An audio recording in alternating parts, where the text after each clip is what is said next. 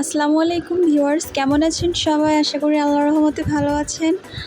আজ সপরিবারে আমরা ঘুরতে এসেছি, এটাই আপনাদের সাথে শেয়ার করছি।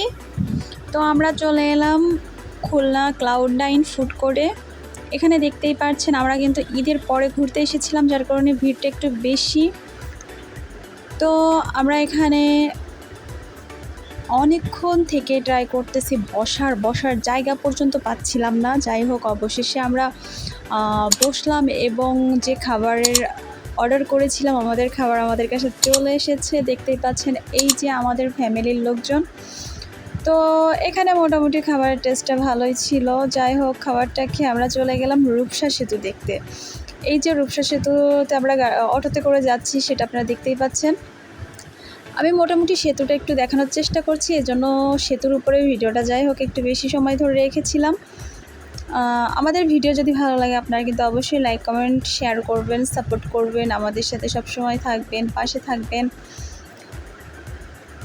দেখতেই পাচ্ছেন আমরা কিন্তু সেতুর উপর দিয়ে যখন যাচ্ছি, সেতুর আশেপাশে যে এটা বেশ রাত, মনে হয় রাত 10টা বেজে গিয়েছিল, তবুও অনেক ভিড়। কারণ এই সময়টা সন্ধ্যার পর থেকে রূপসা সেতুর উপরে প্রচুর ভিড় থাকে এবং এটা যথেষ্ট ঘোরার মতো একটা জায়গা।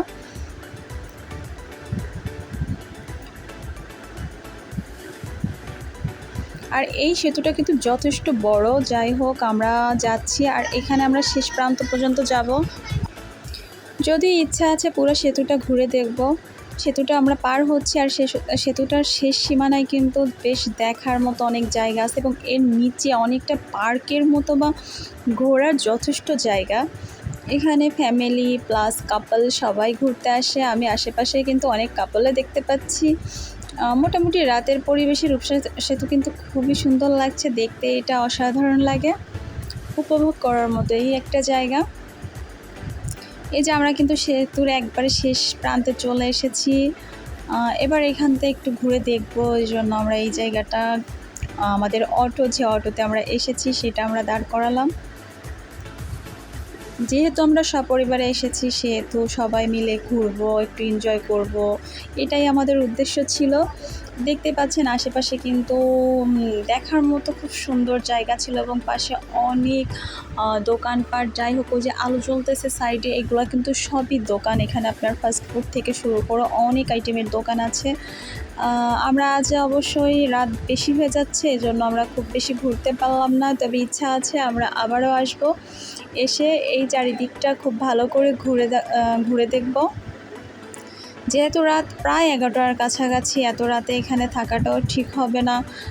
আশেপাশে অনেকেই আমাদের আবার বলছে যে রাত বেশি হয়ে যাচ্ছে, আমরা ফ্যামিলি নিয়ে বাচ্চা কাচ্চা নিয়ে এসেছি, যেহেতু আমরা একা না, এজন্য আমরা আবারও ব্যাক করতেছি, আমরা ব্যাক করে চলে যাচ্ছি, কারণ এখানে বেশি সময় থাকা সম্ভব না। এরপর চলে এলাম নিউ মার্কেট এসেই কিন্তু আমি আমার সেই পছন্দের ফুচকাটা অর্ডার করলাম, কারণ নিউ মার্কেটের এই ফুচকাটা আমার কাছে খুবই ভালো লাগে। তো এসে আমি ফুচকার অর্ডার করলাম, রাত 11:30 বেজে গেছে। তাদের ফুচকা নাকি প্রায় শেষ, তবুও আমার রিকোয়েস্টে তারা দিল। যাই হোক, ফুচকা খেয়ে চলে এলাম, আমরা বাড়ির উদ্দেশ্যে রওনা দিয়েছি। এটা হচ্ছে আমাদের আজকের সারাদিনের ঘোরাঘুরি ছিল।